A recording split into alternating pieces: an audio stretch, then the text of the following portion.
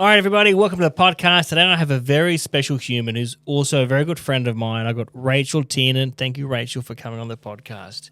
For you who don't know, Rachael has a dancing school called Superstars, and it is absolutely amazing business here in Brisbane, and it's got over 700 kids in it.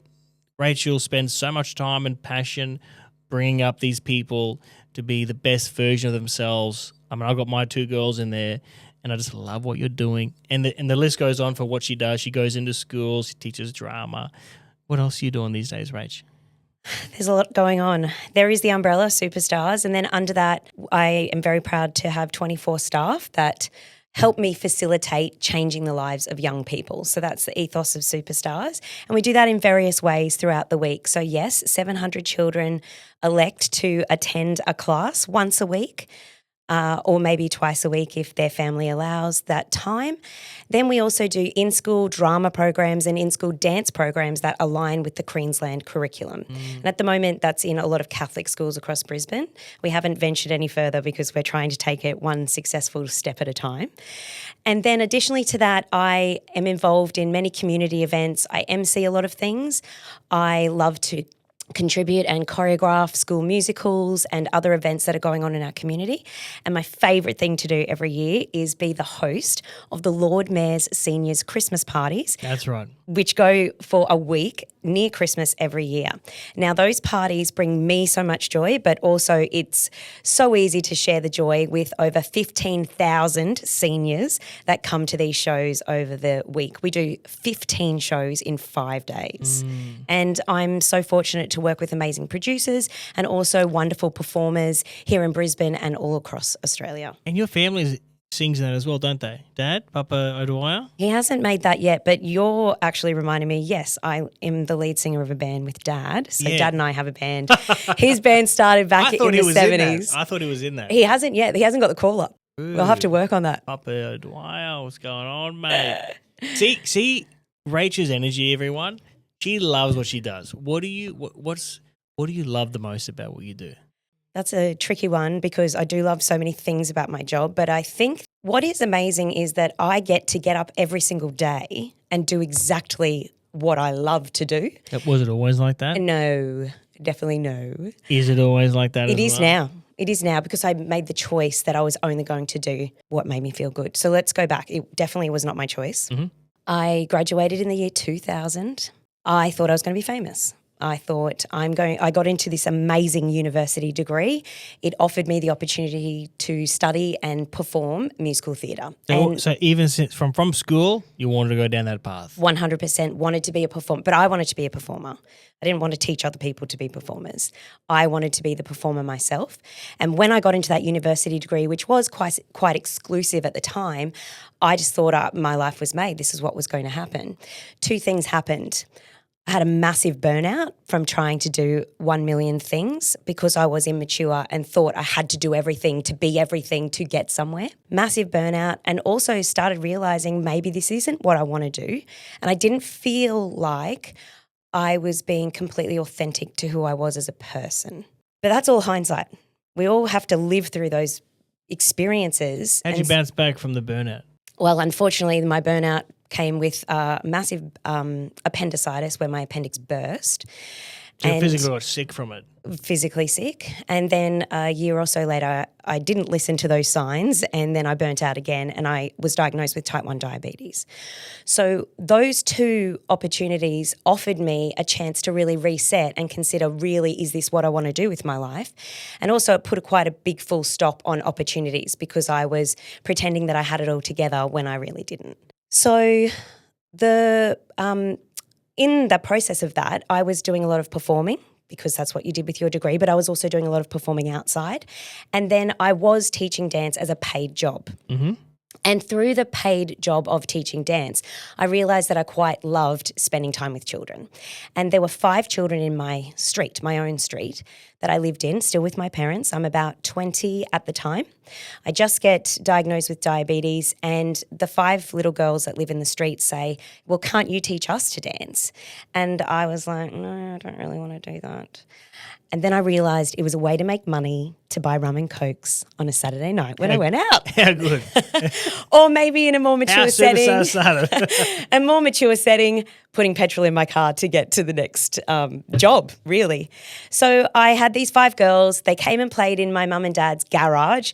We would put the remote control double door up every Saturday afternoon.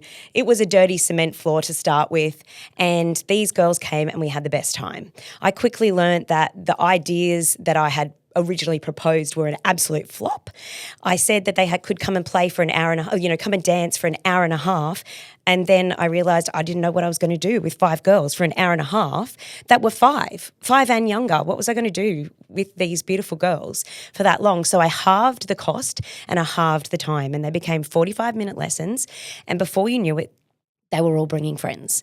And so within a period of 3 months, I went from 5 to 12, and that was the end of the year. So we had our first official concert with 12 children, and it was in my backyard on the grass, and we used Christmas decorations to make a pretend stage, and off we went. I even sang at it, and kids danced at it, and other people sang at it. And So was that the first official Superstars concert? Yes, at the back end of 2003. And then when 2004 came along, I had more students arrive and turn up to what I thought would just be another sort of round of fun. But it was really in 2005, 80 children rocked up. How you feel 1 or 2 years in, 3 years, like this age, low 20s now, how are you starting to feel? You starting to feel, this is my thing? No. So still at this period of time in my life, I was actually going, oh, this is fine. I mean, this is good. This is income. Gee, I love spending time with these kids. But if I wasn't with them and if I wasn't teaching, I was still looking to what I was going to do with my life. It was staring me right in front of my face. But I hadn't stopped. I hadn't taken the minute. I hadn't looked authentically at what was going on in front of me to actually realise it was all there. You were blind. I was so blind by it, for it.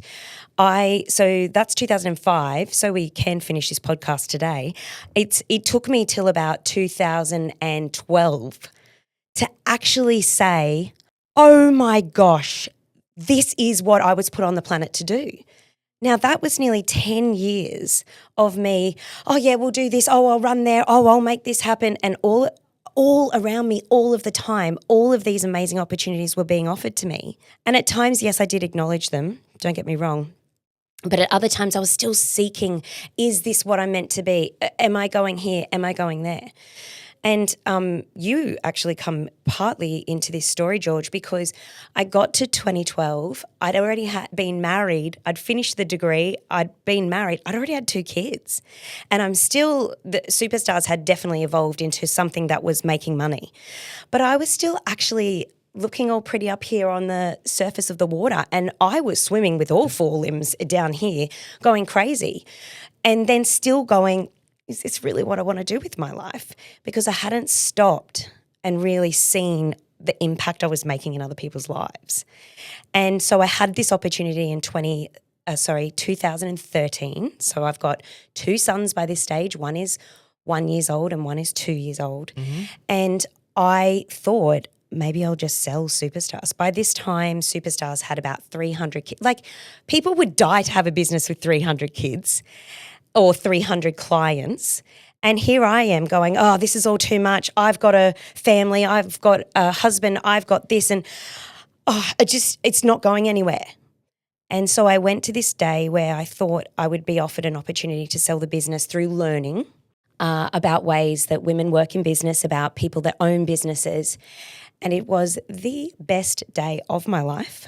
And I still get emotional about it because I literally sat in a chair and heard these women, there was all women in the room, speak about what they were doing is exactly what they were meant to do.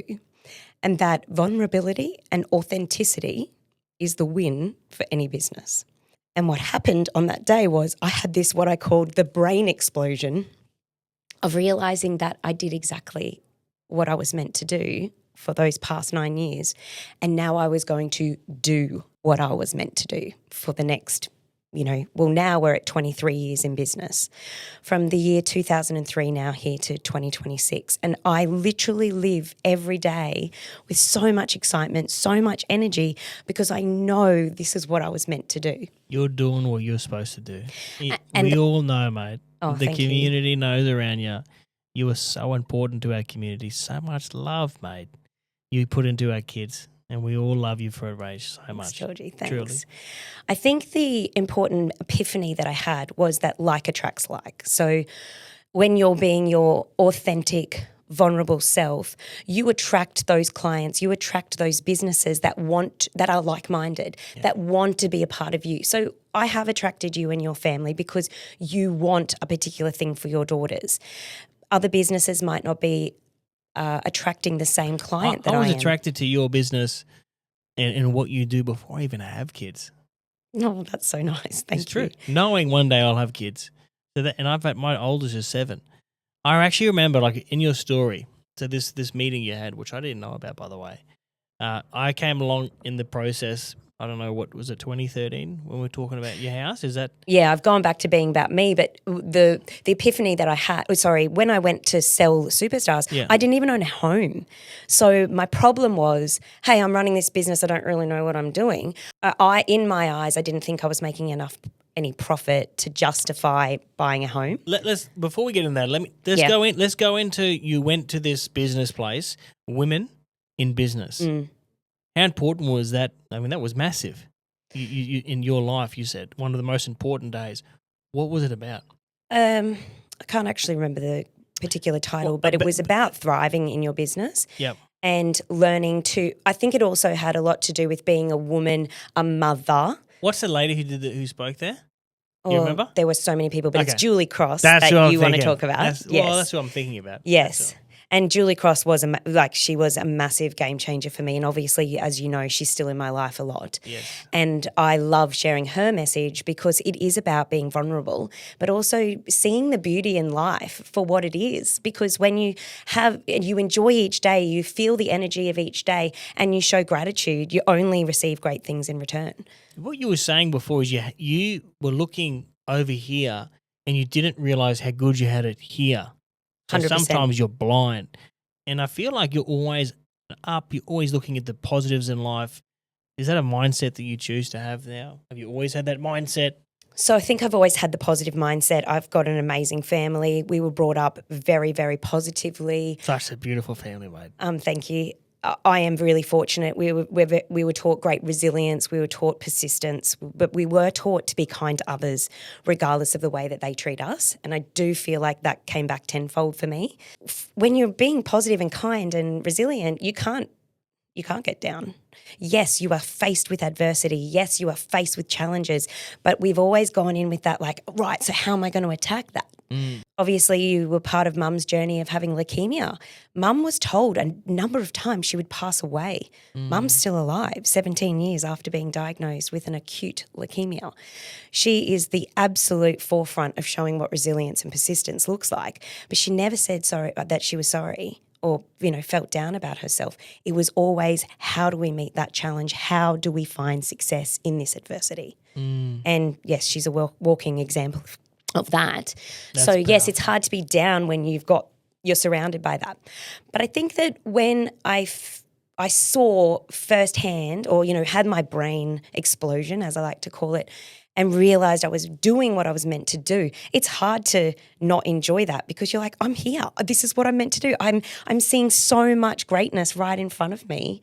It's hard, there's no reason to get down. And I definitely do have the attitude when a challenge comes along, like a good old COVID challenge.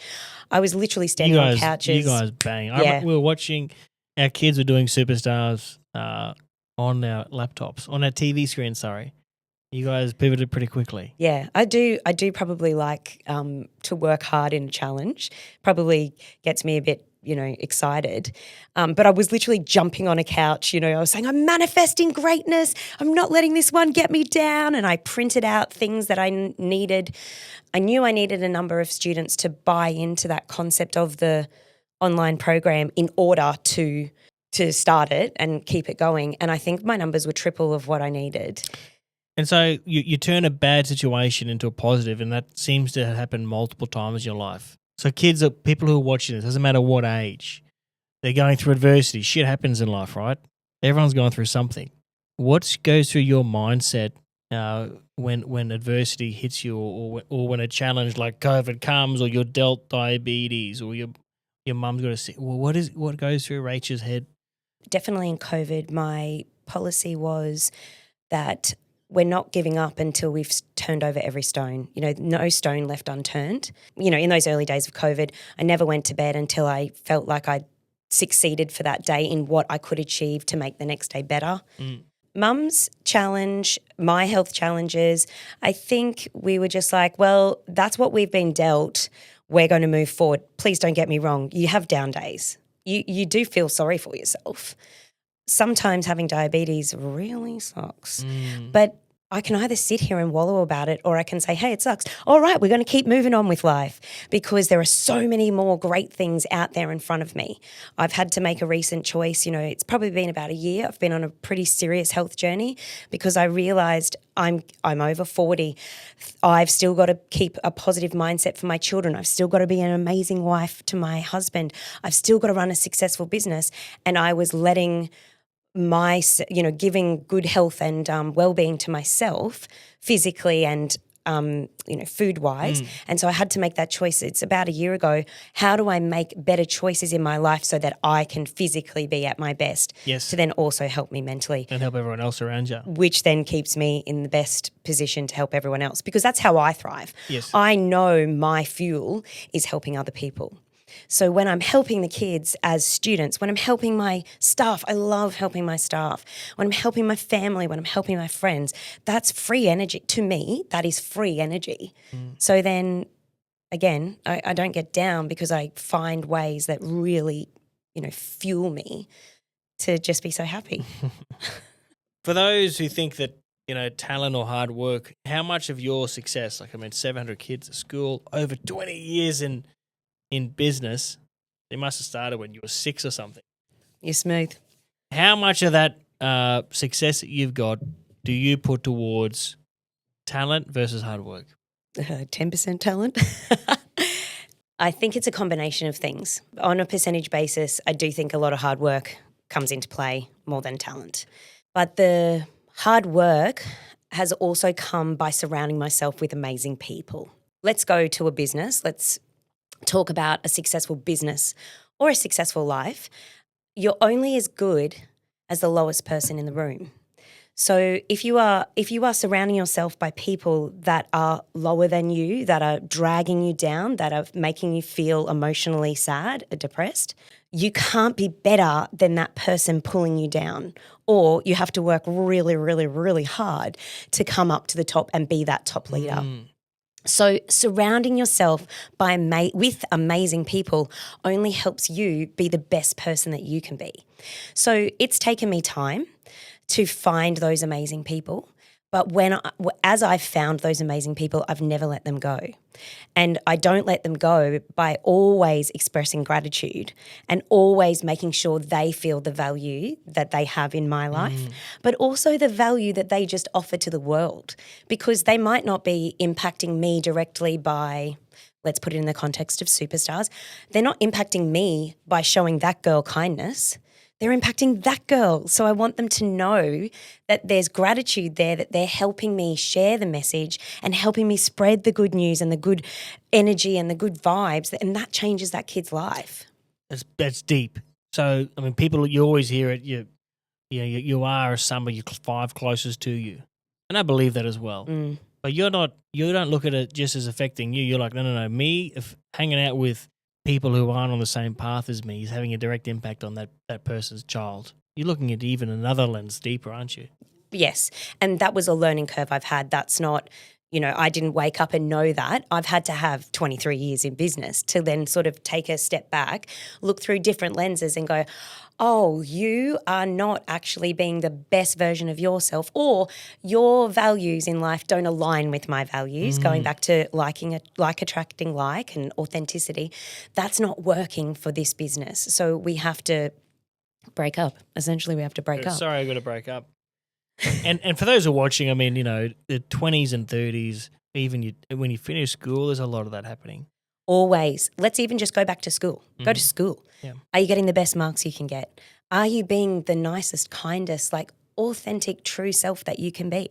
Are you participating in all the things that you want to participate in, or are the people you're You're hanging being out led by the 5 people around you who are bringing you deciding. down? Correct. Are they lifting you up? My son is in year 10 at the moment. He's just had the most amazing experience over 6 weeks interacting with people from a local girls' school and his school. He found his people. He found the authenticity. He's never been happier. I've never seen him. I mean, he's always happy, but this was like a whole nother level. And I'm just so excited that he was able to be his true self, and then he was lifting up other people and he was being lifted up by others.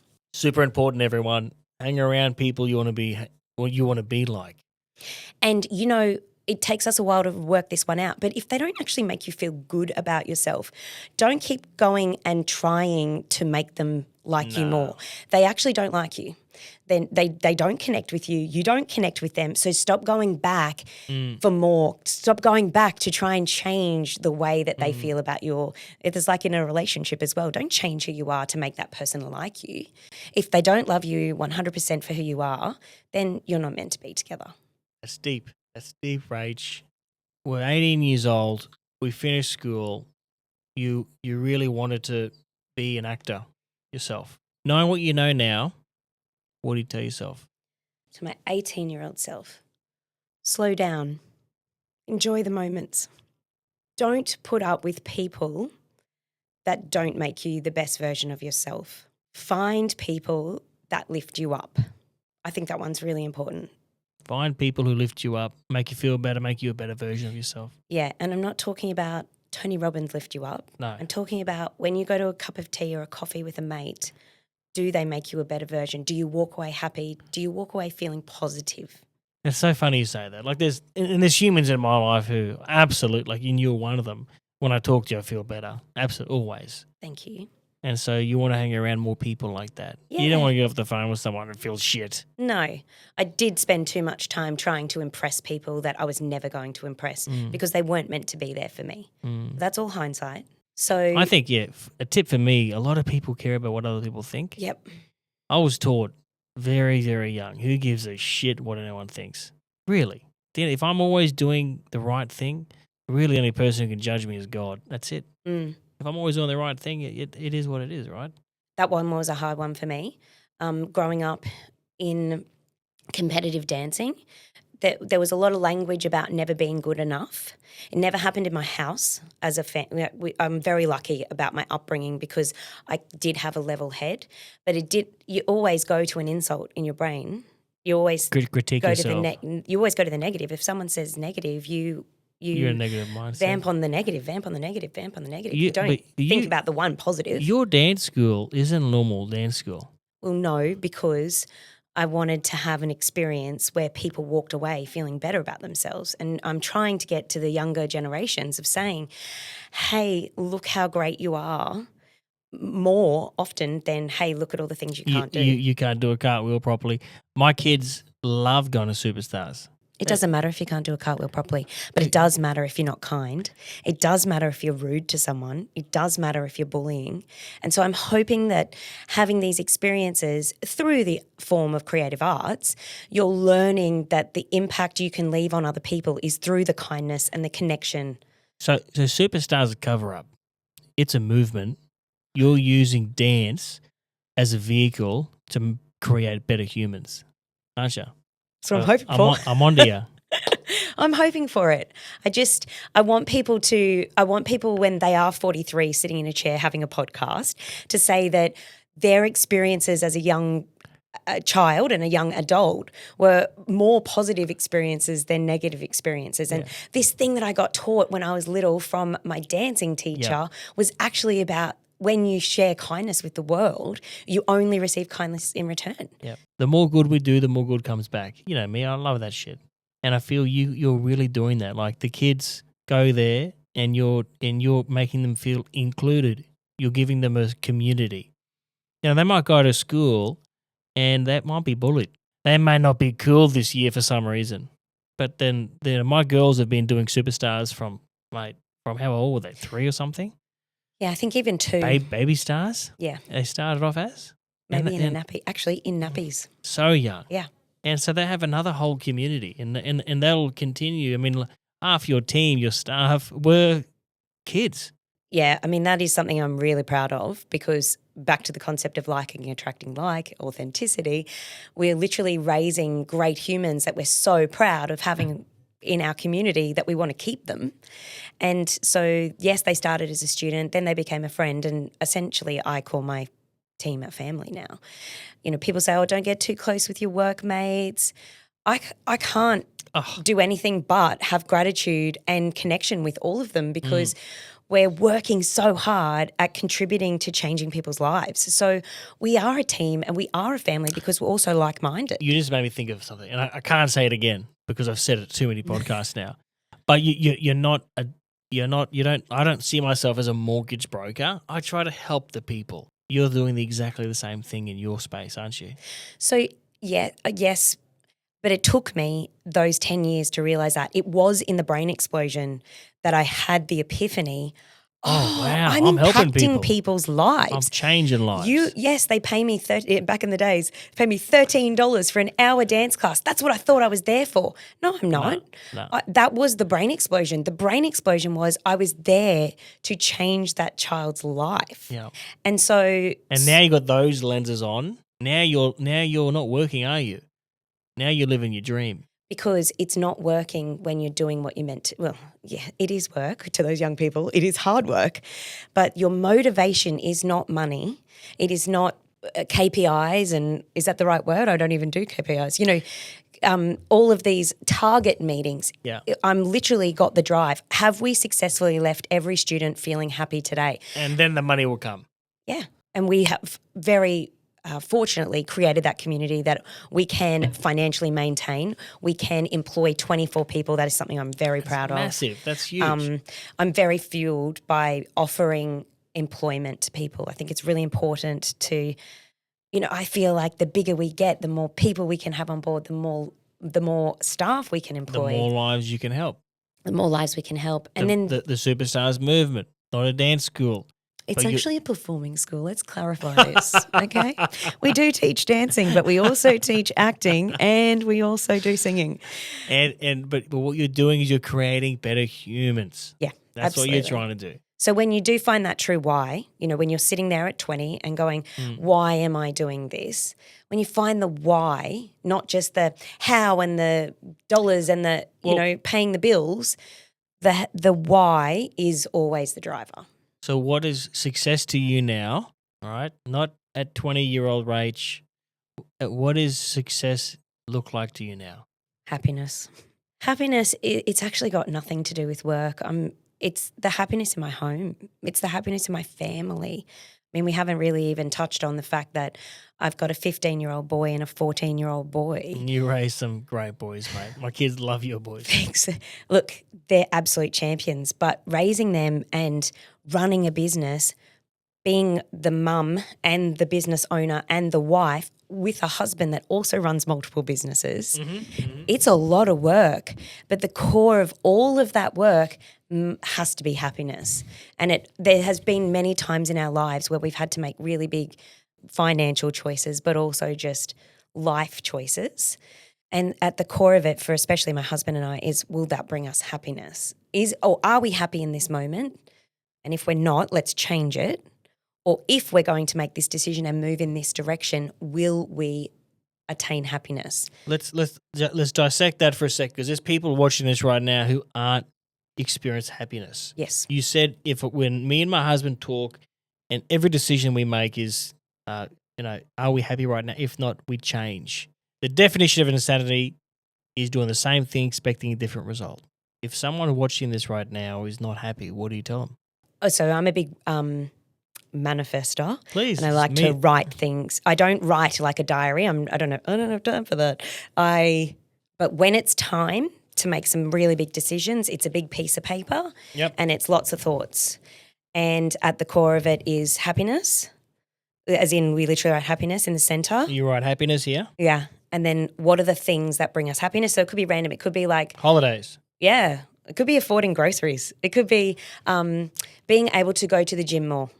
Usually for Ryan, my husband and I, it's usually about getting more time together, gives us more happiness, and being able to take care of ourselves health-wise. So then mentally we're always at our best as well. So let me break this down. I've got to make a decision about something. I'm not happy, I've got to make a change. So you basically get a piece of paper, happiness is the header, and then you got the pros and cons, like will this make me more happy, or not happy, not happy. That's how you make decisions in your life. Literally tell my staff to do that all the time. So they'll come to me with a problem. Hey, I'm not sure if I should take on this job. It's a project where I'm going to get to X, Y, and Z. Yep. And then I obviously ask them a series of more questions just because I'm Rach and I love to know all the goss. I got to get all the tea, got to get it all lined up. And then I say, great, so we're going to write all that down now. And then I say, but what if? But what if? But what if? But usually my but what ifs are not a negative. They're actually a positive. But what if that increased your income? But what if you got more time to do something else if you did this? But what if that got you even more work? Right? So it's not, but what if then you can't get home in time to feed the dog? Yep. But what if that means you get less time with your husband? Because what if the great things came, you do actually get those other things at the back end. I like that. So the pros and the cons are there, but they're more but what ifs. Yes. In a positive tone. Write it all down. And then, it is like pros and cons, but are you prepared to take the gamble to achieve those great things? Let's do a podcast. Oh, people are going to judge us. But we might actually be able to help a couple of people. But what if you impact a million people? Let's do a seminar. It's going to cost a lot of money, but what if I change some people's lives? I think very similar. So for a series of years after I had my brain explosion, I would put the number of students that I wanted to impact change the lives of, because that's our ethos, change the lives of young people. I always had what they call the big, hairy, audacious goal or whatever the fancy terms are. Sure. I would get that number and I would put it above my light switch in my master bedroom. Back in the day, it was 450 and then it became 500 and then it became 550, 6. So my light switch. So you like visual boards and stuff like this. But if it's in front of your face all the time, how can you forget it? We're big on it. I mean, Liam's got one, I got one. Yeah. Tell me about you looking at your future, right? I mean, did you when you were 20 years old realize this is what I want my life to be? Are you living the life you wanted to live? What does it look like in 10 years' time? No, not at 20. This is absolutely not the life I thought I was going to live. I feel like the health problems with the appendicitis, but definitely the diabetes, that really changed the trajectory of my life. And it was a real eye-opener to me making better choices for myself. That still took me a long time. You don't just wake up and then go, I'm going to make better choices today. Here we go. And then life is perfect. Choices are a daily decision or a weekly decision or a monthly decision if that's all you need. There's still daily choices that get me to my next 10 years now that I'm sitting in this Rachael, chair. It's choices, not chances that determine your future. Okay. But back at 20, definitely didn't see my life trajectory this way. I think that if I didn't slow down, I think that I would have burnt a lot of bridges with friends and family because at that 20-year-old head, I thought that I was going to be I can't tell you, I was going to be famous, famous. You are famous, mate. D-grade celebrity, George, D-grade celebrity. But the drive was completely overlooking what was important and valuable in front of me. And so I am grateful, although I don't love living with diabetes, I'm grateful that I had that, the fork in the road really it was actually a dead end really for me, and that I had to make decisions to change the way I did things. I quit all of my jobs when I got diabetes because I was at university and working 5 paid jobs. What were you working? Oh, I was pouring beer at a pub. I was running karaoke at there used to be the pub Plough Inn. They used to run karaoke 7 nights a week and I was running it between 3 and 5 nights a week. It was great money. But, I thought that could pay the bills while I was still, on the trajectory. Yeah. I taught at 2 different dancing schools. So that was 2 different, payrolls. The pub, the karaoke, and then I was superstars in that period of time. So I actually pulled out of uni and I stopped all of the jobs that I was doing and then I got really bored. And I became a nanny through people that I knew. They said, hey, we've just had a newborn baby. We really need you to babysit this baby for us. And he is, you've met both of the boys that I cared for in that same family. They're now 21 and 19. Sorry, they're not. They're actually 22 and 20. And I'm so close with those boys. They really helped me change my life because they showed me innocence again. They showed me joy again. They showed me happiness. And not that I didn't have those things, but I didn't acknowledge those things. I was running too fast. I was at that pub, at that job, You were sort of blindside like this. Yeah, like to the goal of what? Your blinkers on. Yeah. Just running straight. Just didn't know what that goal looked like, so I'd just keep running. Whereas they showed me to slow down. They showed me what happiness looked like. They showed me joy. In that time, I started dating Ryan. I was already friends with him, but I was too busy to have him in my life. I was too bull at a gate about everything. The slowing down opened me the opportunities. Sometimes people are running too hard. They don't realise what they got right in front of them 100%. is right there. They're blind. Or you just don't think that what you have is enough or is right. That someone actually gave me feedback once. It was after the fact, but a woman actually said to me, yeah, it was really weird. I brought my daughter to your dancing school, and the day that I met you, you said to me, oh, it's not actually what I really want to do in my life, but like I'm just doing it while I work that out. And she said, I felt really weird that I was paying you money to do something you didn't really want to do. Yeah. And I went, oh my gosh, I literally was talking out my mouth what I didn't want, but in actual fact it was exactly what I wanted. And so when I did have that epiphany of I am doing exactly what I wanted to do. So we're saying 10 years ago? So it was, 23. It was about 13 odd years ago. Obviously I've been in the business for about 10 at the time.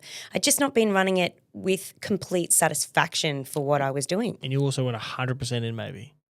I was not 100% in. And like in that time, obviously I dated my husband, married my husband, mum was really sick, had 2 kids.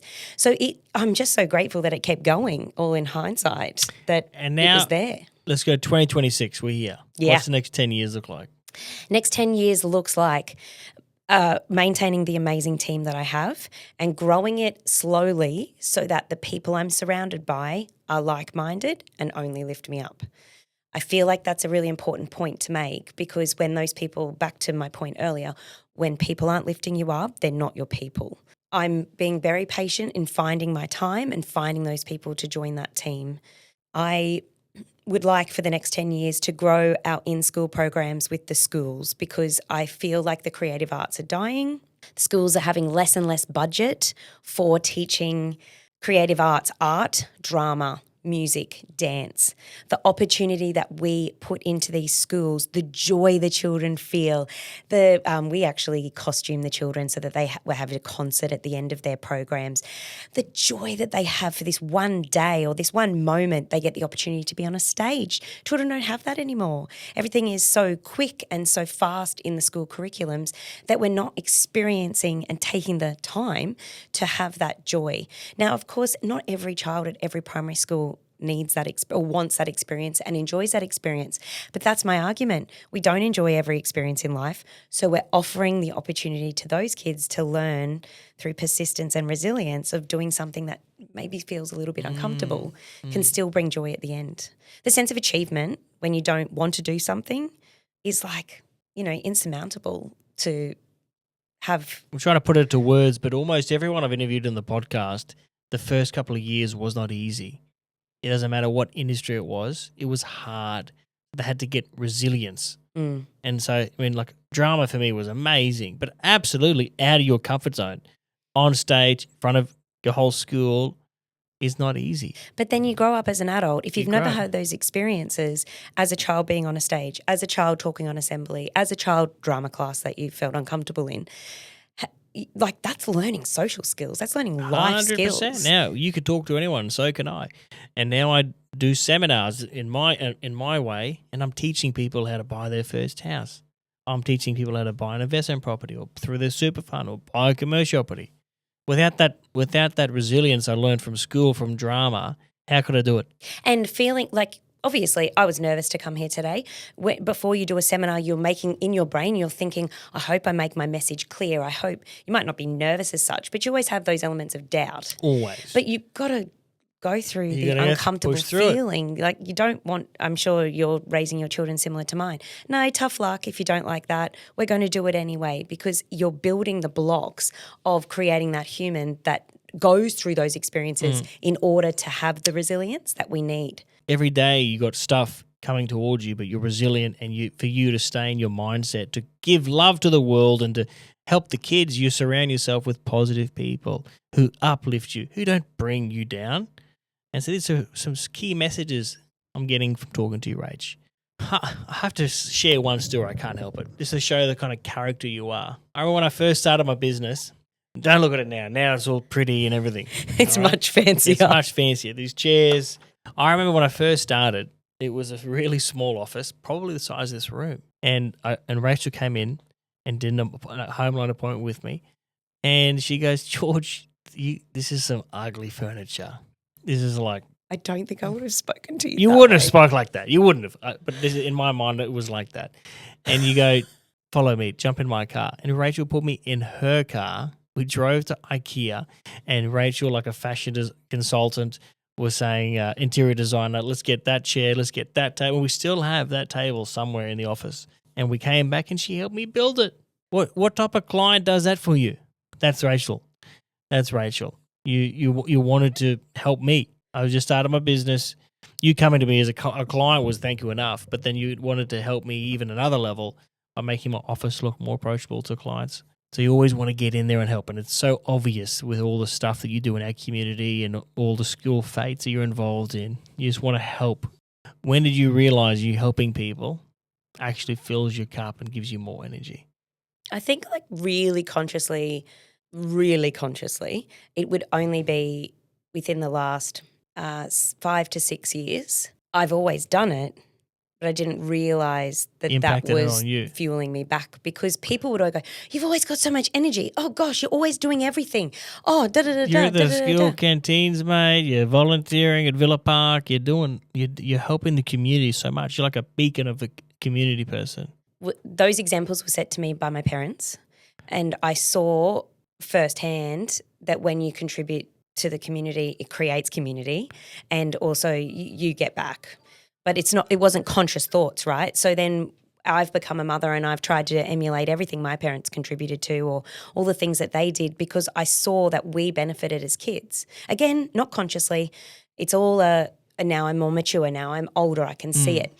Why I only realised that I get back from giving only a number of years ago is I sort of had another reset in life. I can't tell you exactly when it was, but I remember going through this phase of going, there's actually so many things that I'm doing here that don't fuel me for the benefit that I'm giving across because I don't do it to expect something in return. I don't mean that, but when you're doing it, it burns you out. Yes. So I have to keep fueled.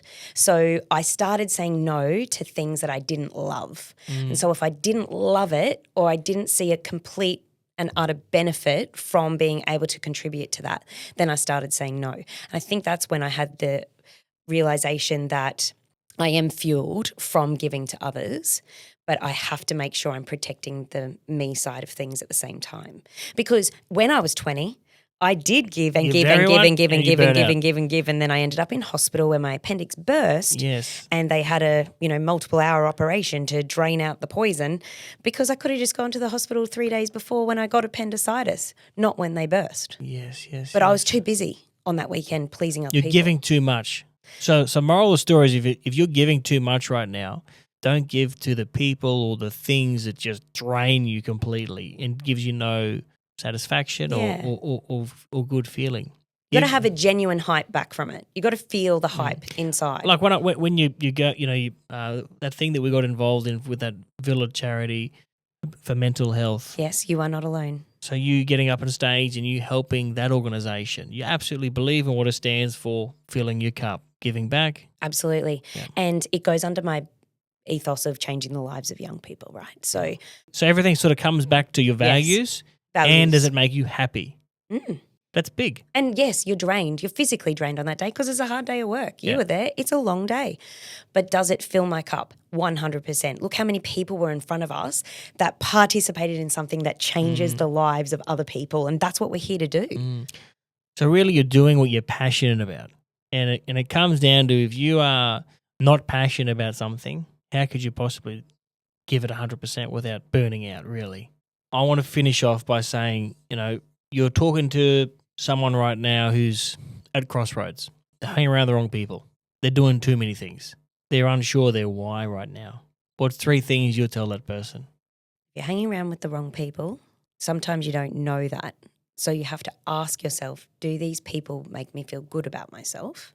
And really listen to the answer in the bottom of your tummy. Don't just say, yeah, they're cool. Listen to the truth. Listen to the actual truth. Don't lie to yourself.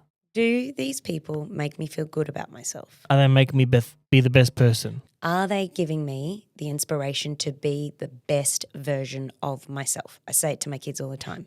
If they're not, flick them. Now that's going to be so hard. How hard is it to turn to someone and in your brain feel like you're hurting their feelings? easier said than done, but necessary. Well, you're hurting your own feelings by not wanting the best for yourself. So number 1, get rid of people who aren't bringing you up on this life. You only live life once, hey, Rach? You don't have to do it overnight. You can slowly get rid of those people. You can slowly move yourself away. If we're in a school setting, you can move groups. Are those people making you the best version of yourself? Your next question was crossroads. We get the piece of paper out. What makes us happy when we go to this job? What makes us unhappy about going to this job?